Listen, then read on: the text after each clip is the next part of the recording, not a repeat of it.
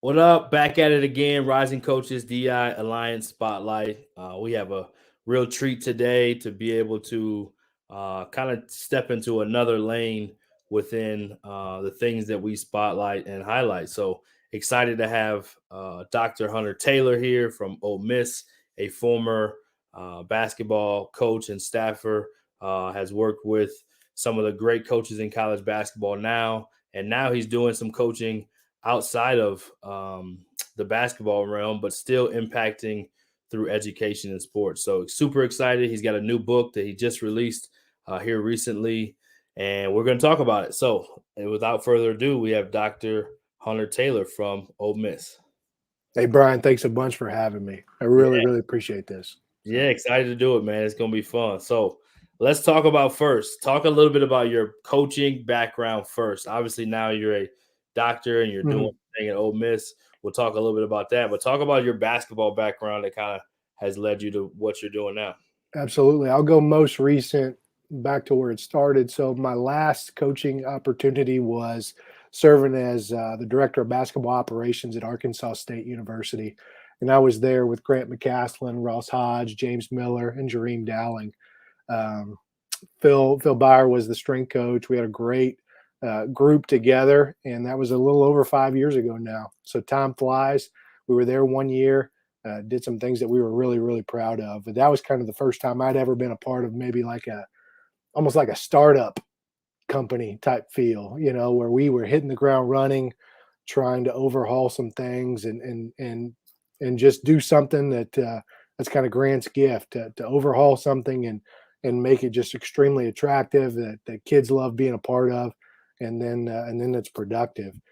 Prior to that, I was a graduate assistant coach for 3 years for Baylor, and got a chance to serve under Coach Scott Drew and just a who's who of assistant and staff members on that crew.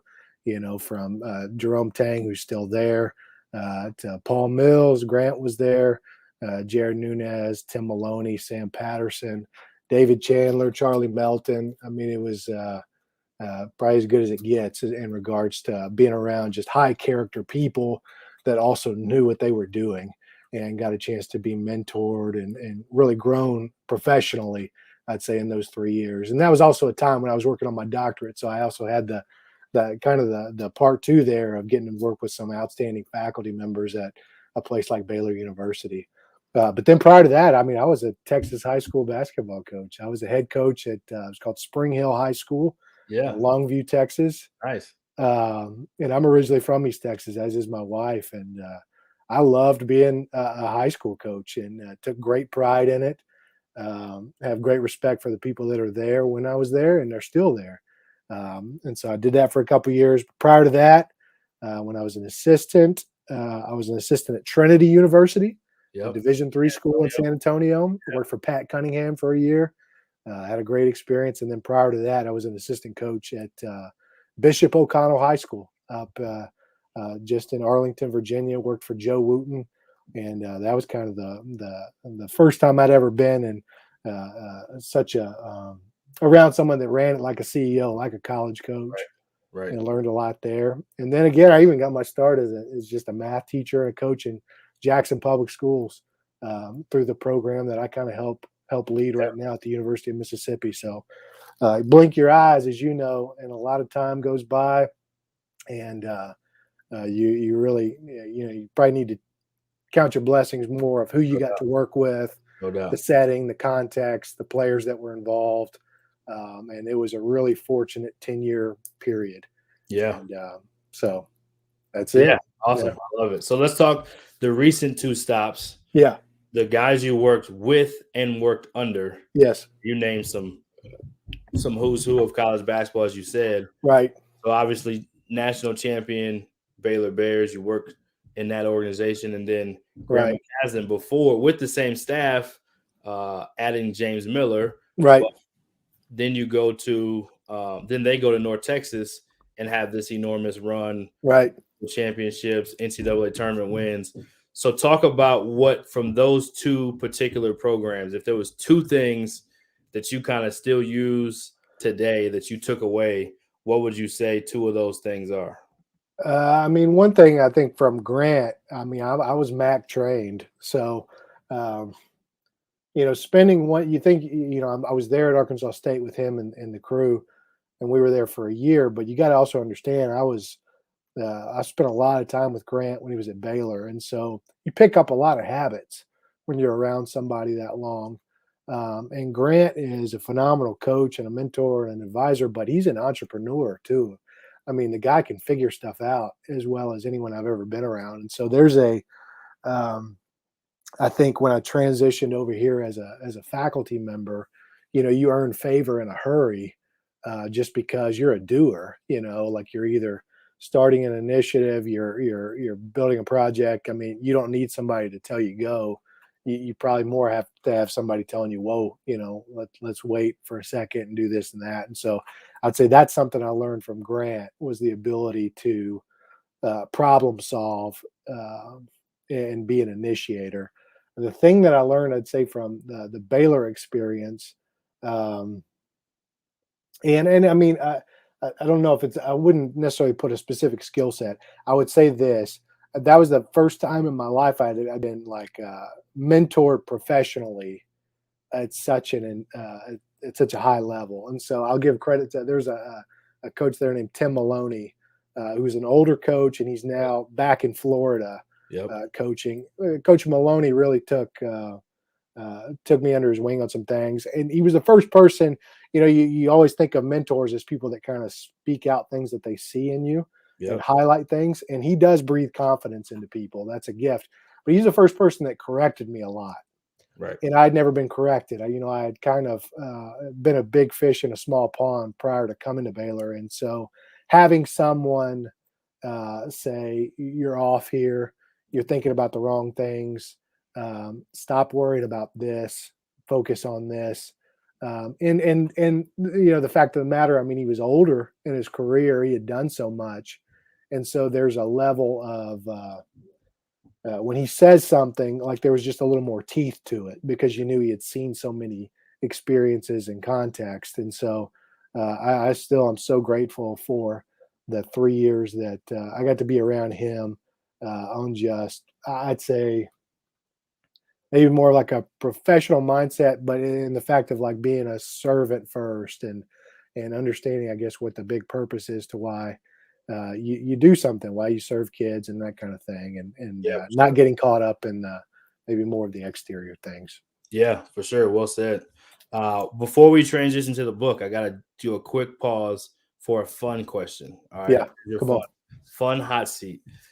You didn't get prepared for this, but who is your personal top 5 players for yourself that not necessarily you coach, but just that you're a fan of or that you love in the game of basketball?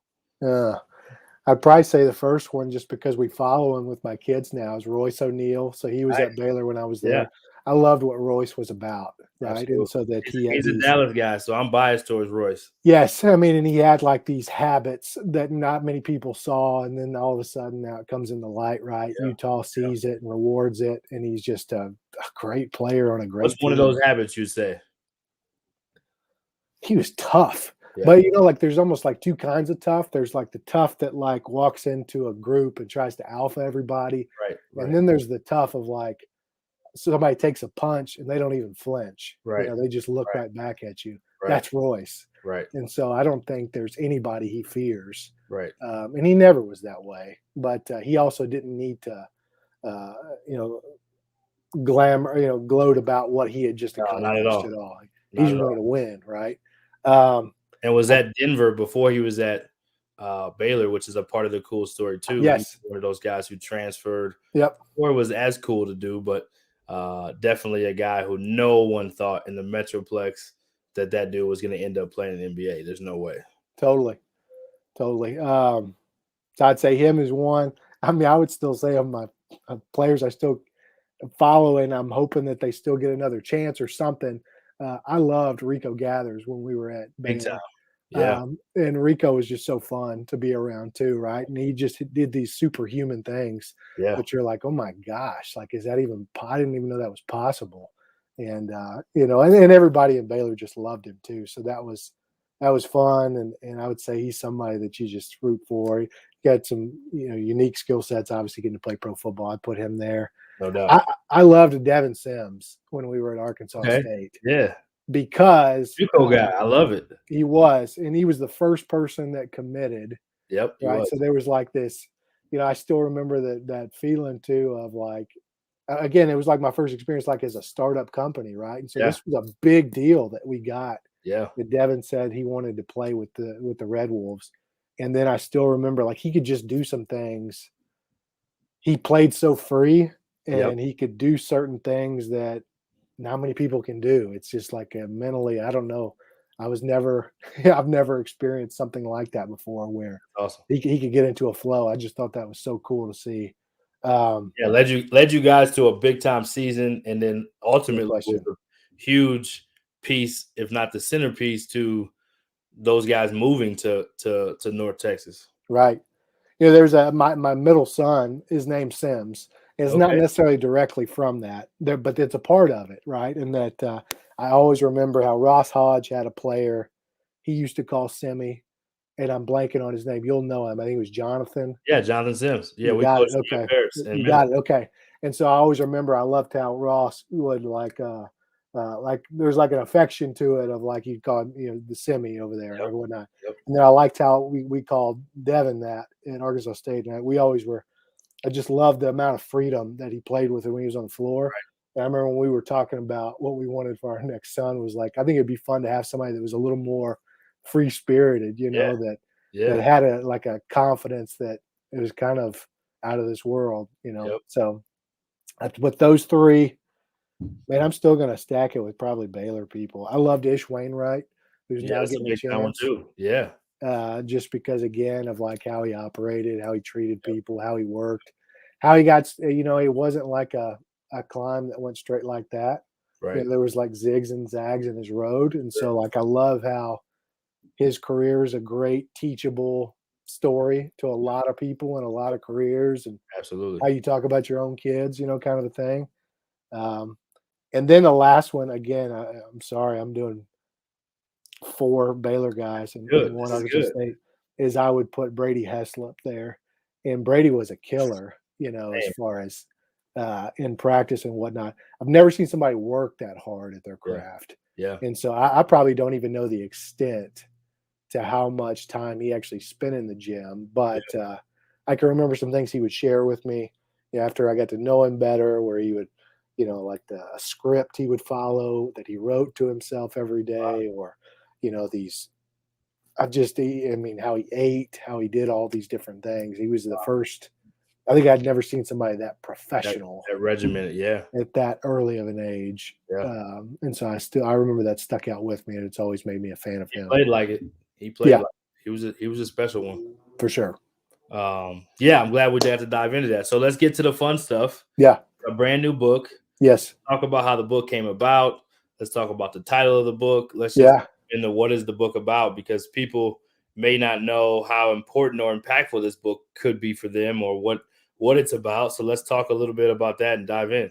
Absolutely. So I'll give you a little background on the title. Well, hold on, I'll give you a background first on the work, and then I'll tell you about the Yeah, title. So, please.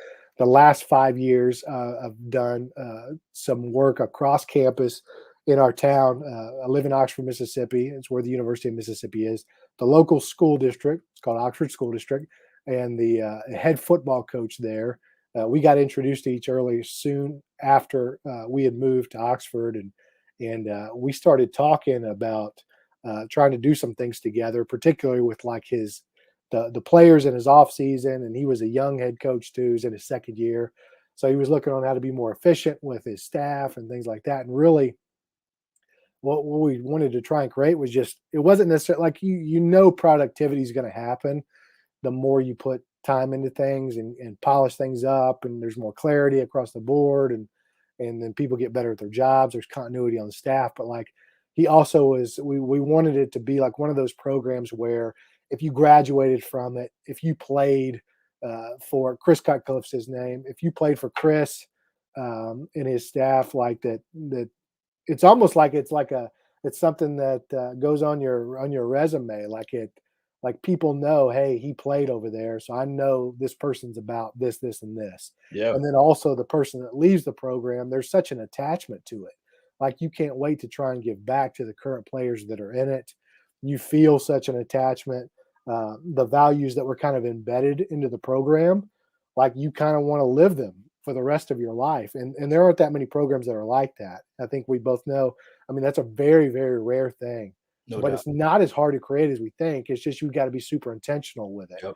And that's something you were talking about earlier with your family is I love that word. I mean, this is stuff that it just takes time Yep. and there's a process to it and you got to get buy-in that everybody's got to do it. So we've done this stuff for about 5 years.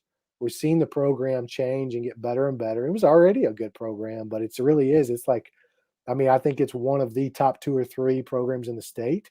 And then it's kind of slowly becoming one of the best programs in the Southeast. And then hopefully you try and make it even more than that. For sure. And the title comes from one of the days Chris and I will meet weekly and kind of go through this stuff. We'll talk through the different problem solving, whatnot. Right. And I brought an article with me that I was like, man, this is freaking cool. You need to look at this. It was called How to Leave a Mark on People. It was written by a person named David Brooks. It was in the New York Times. The guy writes this article, and it's just about like how there's such a unique thing in certain civic institutions where somebody was a New York Fire Department member, Right. or somebody went to a certain summer camp, or somebody did this. And if you were a part of that and you met somebody that also was later in life, there'd be such a bond that you Yep. have Absolutely. because you remember how important that was in your life, right? Yep. And the person that was writing it, he references this professor at Virginia named James Davidson Hunter. So I need to give credit there about these terms where it's called a thick institution. So there's thin ones and thick ones. A thin one, the author describes, is like ones that like almost like they use its members. So it's straight up transactional. Yeah. Right? Like you're a part of this. While you're producing, you're here. At the moment you can't produce anymore, you graduate, bye. Yep. It's next people up, right? Yep. And then there's those two that are transformational, right? And that's a thick one where, the by you being a part of this team, we'll use the team dynamic. By you being a part of this team, like it's going to propel you into the next phase. Right. And then you're also going to still be attached to this place. Right. And you can't wait to give back. So that's where the terminology came. So we were like, hey, we've done this for about 5 years. We've kind of recognized enough commonalities. We divide up like this is an easy framework that we can teach. We started teaching it to certain businesses, local school districts, things like that. It kind of caught on. And then we said, let's just put it together in a book. People can use that and go through it together with their organizations, their teams, and so that's what we've done here, and that's where the title came from: How to Build a Thick Institution. Yeah, I love it. And the concept for coaches that translates, like you said, is that concept of transactional versus transformational, which we can all relate to. And I think everyone's trying to build in their own way, whether it's individually as a coach with a recruit, to build that kind of chemistry where it's like, man, not only do I want to go there, right, I want to bring other people there because of my connection, right, and because of this experience. Right. And I think with your own teams, you want to do it on campus to build your culture to be a thick institution, to where now you have this Baylor, if you will, North Texas, just for sake of references of people you've worked with, right? That energy and synergy that's like, man, I want to be a part of that, So talk a little about what your vision was in making the book and what you hope people will get from it, and who kind of some of the target audiences are for the book. Yeah, I think I wanted it to be simple. And I think that was something that was important to Chris too. It's like, I think the best ideas are those that you communicate simply, right? And then it's not ultra time consuming. I think we spent a lot of time in thinking about the context of like a coach where you're scrapped. I mean, for you're strapped for time, excuse me, where, the time that you get together, there's so many different things to cover. How are we going to build this in if we really want to try and do this? Time that we get with players, obviously there's so much skill development. There's so many other things. This has got to be something that we can weave into our schedules that isn't going to cost me, a month of now I'm losing out on being able to teach something or some strength and conditioning stuff or whatever that there's in place. So that was one thing that was super important, was making it to where, yeah, it was time effective. and then it was simple. Multiple learning styles are included in this. It's something where you can sit down with a group and there's an easy accountability to it based off of the stories told, how long each chapter actually is, the discussion questions. Like there should be high accountability with it. Like it's easy to complete.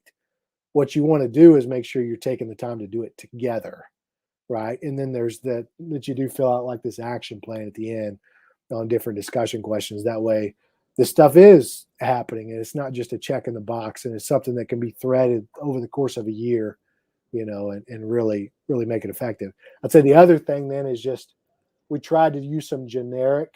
Yeah. We tried to make the framework as generic as possible. Now the anecdotes are sports heavy, right? Are Yeah. coaching heavy. Yeah. But we don't think this is just limited to, the field house or the locker room. I think Right. it's something, whether that's a church staff, whether that's a bank, whether that's a brand new startup, whatever that may be. I think Right. this is something that you can go through with your family, even. Right. That we wanted it to where that could take Yeah. place, and that there be, some context carryover. Right. So that was important to us too. So I'd Yeah. say those two big things. Wanted it story driven. I'd say maybe the other thing, Yeah. I don't think people follow a framework. You should follow Right. stories, Right. So That's what those are- resonates with you. That's kind of what sticks with you, is like yeah, that reference point. totally. Yeah, I think the part with the concept of thick institution, or thin institution for that matter, but in this case, wanting to strive for that thick institution, I think the concept would apply to any winning organization, culture, team, environment, right? Right. Like you said, family, church, work group, team, whatever the case may be. I think it probably applies to that, those things. What's some of if you had to kind of give a little bit of the secret sauce that's inside, what's a couple nuggets from within that you'd like to share, just to kind of draw some more people in and get a better understanding of kind of what they're looking for with this? Absolutely. I think one of the first things that we do is put an emphasis on kind of understanding the history and the story of the program up until this point. It's something that people don't spend a lot of time on, but I think that's an interesting tell too, right? Of how serious a leader is, or how serious a staff is in like building something that's going to outlast them at this certain context, right? And so something I know a lot of coaches would do, a lot of great ones I've been around, were like they wanted a really good understanding of the place they're getting ready to work in and try and build this program in, right? So they want to know uh, kind of the story of the community they're living in, of maybe it's the school district or the university, the story kind of the history of the actual program they're getting ready to take over. What were the highs? What were the lulls? What were some notable things? Who's played before them? What are trends that you noticed? Who's come before you? All that kind of stuff. Because that does a really good job about, I think, setting the stage for two things to happen. One is like you can recognize, and this is, I think, another thing about that part is doing it in a close knit circle, right? Of like, this is the staff Right. that's going to be here, so this is kind of a private thing that we're getting ready to Right. do together, and you've got to actually be honest about it. Of like, this is something that happened in our history Right. that we're not proud of, and we Right. don't ever want this to happen again. So let's Right. own it. And Yep. let's say back when this year, whatever it may be, whether it was something that happened socially, maybe it's something that happened from a wins and loss perspective, whatever.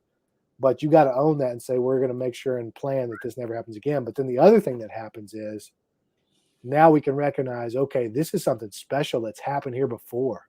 Right. This can happen again. Like this isn't Right. a pipe dream that I'm selling to kids Right. or Right. selling to potential staff members. It's like, no, this is something beautiful that people have overlooked Yep. because enough time has overlapped. We can do this again. And this needs to be a part of our story and our history. And we're getting ready to own this and amplify it to our members. And we're getting ready to replicate it or take it to another level. So I Right. think that's something that we walk people through, is the history early on of Yep. how important that is to an organization. Yeah. So I think that's something I'd share. Yeah, and just to jump to that, I think it's similar to taking over a program, right? If you know the history of a program, what it's had success with, what it's had failures with, and kind of do that analysis, if you will, that zoom out analysis of the whole big picture. Yep. You can kind of say, okay, we can recreate this. We may want to leave this out. We want to definitely stay away from ever doing this. Yep. And I think you can probably do that, like for another example, if you are a staff that is at one place and then you go to the next place, you can also do that with your own success story, probably as a staff. Right. And then as you go to another place, well, you have the history of the place, but you also have the history of our staff, what works for us, and you put the two of those together. I love that. Okay, 3 more I got for you. So family, we're going to talk about family. Yeah. Some leadership advice, if you had some, as you've taken so many good notes, and a funny story. So we'll go first with we'll go family first. Talk about your family, and then maybe one thing that you, as you were writing this book, that you said, you know what, either I can relate to this and we're doing that, or maybe we're not doing this yet. Let's add that to your family, and then leadership advice, and then a funny story. Okay. Family, wife's name is Brittany. And I mean, she's terrific. We're originally from the same area. She's a former hooper though. She played high school basketball for Barbers Hill. So if you know girls basketball in Texas, that's a premier program. There's hoopers there. She played for Penny Hall when they were #1 in the state. And so I still joke with her about that stuff, that she still got that in her. But she's just been she's unbelievable. And so we've been married about 9 years now. And she's moved a lot, as you know the drill too. And so one of the great things now is just to see her be able to taking this last stage where she's able to be home with our youngest. We've got 3 boys, and she's just such a good mom too, in addition to being a great wife. And we've got 3 boys. Oldest is Yates, he's 5. Sims is 3, and then we've got Knox, who's 1. And so Brittany is staying at home with Knox. The other 2 are in school, and she's working on her MBA right now, and super excited for what her next chapter will be like once all 3 are in school. But that's kind of the immediate family. We come from a family of educators and coaches too. Yeah, your dad's a football coach, right? You got it. Yeah, I'll mention. And mom and dad always worked at the school, and dad was I'd say almost more coach than football coach. It's kind of like a time period when like you coached everything. You know what I mean? It was a small school, so like, Brian, if we got together, he'd think he's a better basketball coach than you, and he's only coached like he's that kind of guy, and he's just a loud, larger than life type character. But it's super proud of him. He actually goes in the Southeast Texas Coaches Hall of Fame next week. That's big time. And we're really proud of that. He and mom are both from Orange, Texas, and he played at Stark, and then played at Lamar, that's the golden triangle for those that don't know. So you got it. There's a lot of pride down there. A lot of athletes. Kendrick Perkins, Steven Jackson. You got it. Kind of go down with some NBA guys, but totally. High level. And one of his first jobs was coaching in Port Arthur, and so he loved. Like the Lincoln Bumblebees, and he's very proud to be from the Golden Triangle, as his mom, and so they're super excited about next week and that's kind of thing. Deal. That is a big deal. So I say that about my family. Next one was leadership advice. Well, I was going to steal inside the book. Is there anything from your family that you're like, you know what, we're doing this at a high level? I can say I'm proud of that as I deep dive into this book. Or, and there may be both, but just give us one. Maybe something that the book's like, you know what, we do this, but maybe we can take a little bit more from this book with our family to make it a bigger institution. Yeah, for sure. I think there's a good dose of humility on our part right now. I'd say we probably need to work on one of the aspects of this is that you've kind of cast, you've got like your values and action steps and all this stuff established. Then a big part is like this clarity of process, right? Like, and clarity is bigger than just telling somebody, I need you to do this, and this. You're preaching right now. You got it. Like, I've got to show it to you visually. I've got to reinforce it when it happens. Just because, and a lot of times, like there's a lot of coach speak that we use, right? Of like, family, toughness, or, all these type of things. Well, what does that actually mean though? In the context of what we're doing, right? Yeah. And we probably need to step up that a little bit with our boys. We got a little loose over Christmas break, and I think we had some behavior issues that we need to correct, and we need to be a little more clarifying with No doubt. what things I look can like I in can relate regards to to that, and I think in those years, those formative years that you're yeah in and that we're in, it's like yeah you almost you value it, but the consistency of it is so yeah important, and it's like when you get off for, like you said, a Christmas break or a yeah time period where maybe they're not in school, yes like, wait a minute, we gotta reel this back in. We had to do that with our electronic usage yes and our iPads and the what does my wife call it? Gosh, I forgot the name, but basically a fast. She calls it punishment to them or you're grounded, but essentially it's just like we need to cleanse them of like the stuff that comes with that. So I can definitely relate to that. And then once you do it and get back in a groove, it's good. But it's yes like with kids, it's almost like coaching in college. Keeping them on that schedule is so important because when they kind of get off and have more wiggle room, next thing you know, you're like, well, who is this kid? It's not the same kid you were a couple months ago. So I can totally relate to that. I can yeah relate to yeah. that. Yeah. So leadership advice, anything that you've gotten along the way, or even just maybe a nugget from the book, and then we'll end with a funny story. Perfect. I give this somebody that's influenced the book a lot. A guy named Dr. Andy Mullins. And Dr. Mullins is the one that made it possible for me to come here. And so he was my professor when I was doing my master's at the University of Mississippi, kind of like a living legend, if you will, for the university. Was a former education policy advisor for a very progressive governor in the 80s, did a lot of cool things with education. And then he came up here to the university and was chief of staff for Chancellor Robert Kayat, where they really did a lot of great things for the university. And anyway, he's just somebody he's had one of those careers that you're like, wow, that's just incredible, and you want to amplify the great work that he's done. And anyways, he's one of the best things I've got from him, and kind of we just mentioned it. Uh, he never tells people specific advice.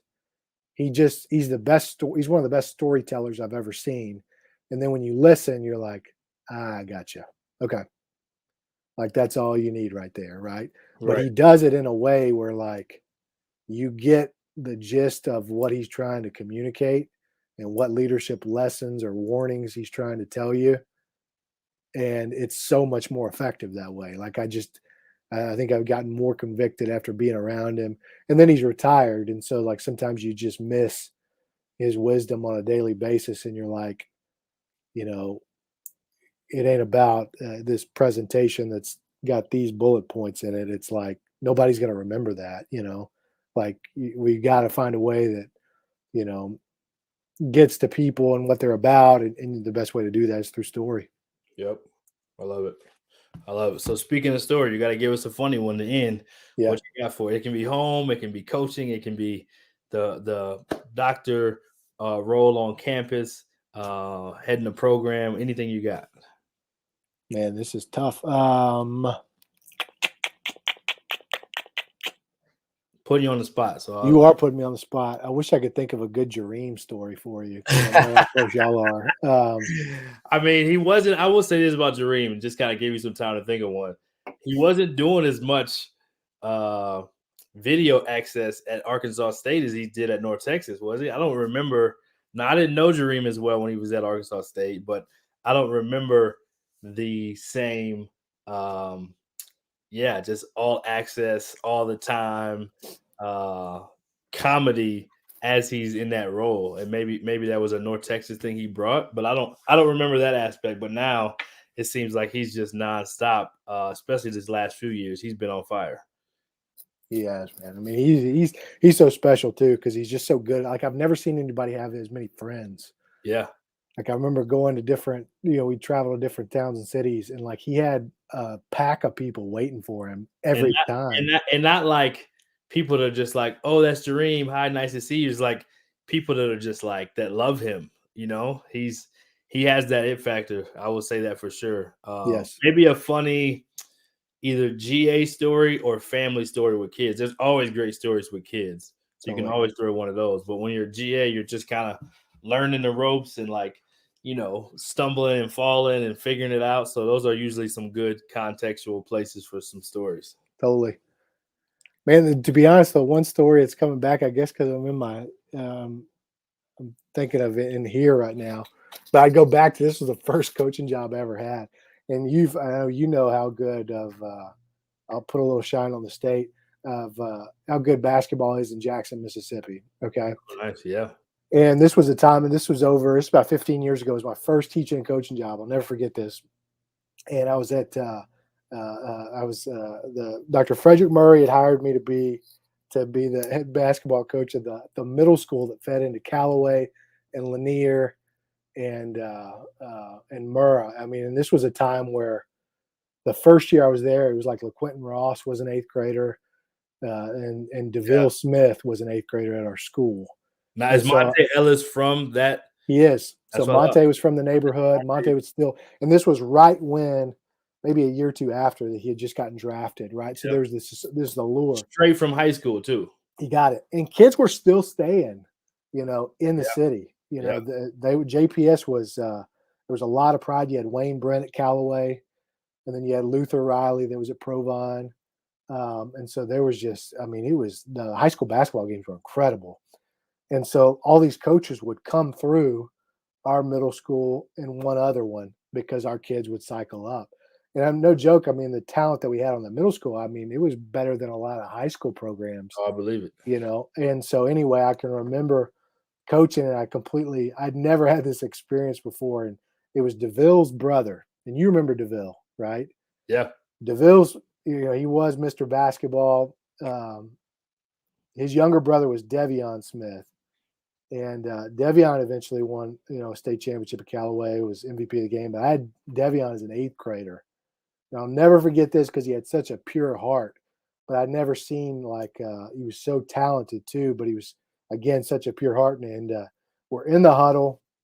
We were winning really bad at I forget who we were playing.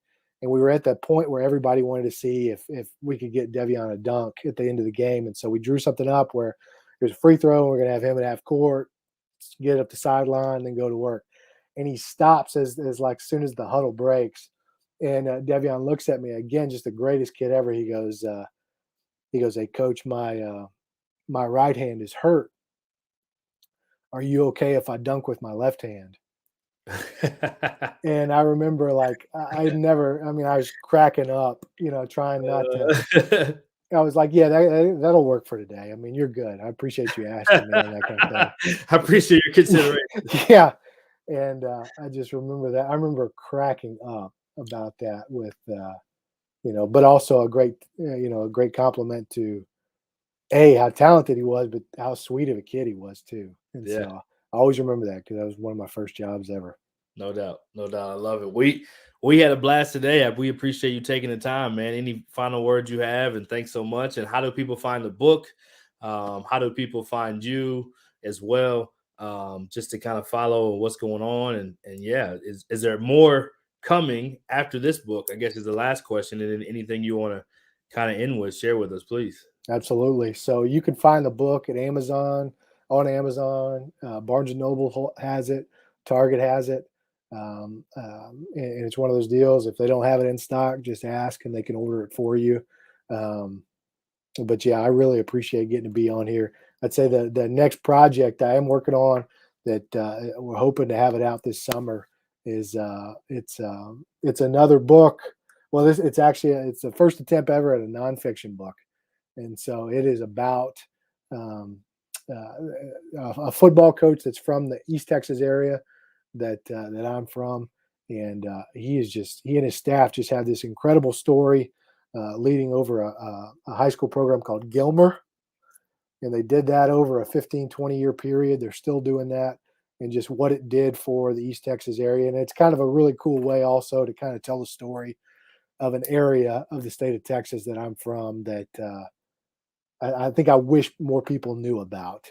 And I'm really proud of this work. I've worked on it for about 5 years. Awesome. Kind of the lead character, the protagonist in it, even though it's not a biopic, but the lead character is Jeff Traylor, and Jeff is, I mean, his career is taken off. I mean, they just won Conference USA. He's the head coach at UTSA, and yeah, I mean, just an incredible story about a group of coaches and what they've done for uh, how it changes the trajectory of a school district, how it changes the trajectory of a town in an area that I think gets overlooked a lot. And so the book's going to be called Draw the Line.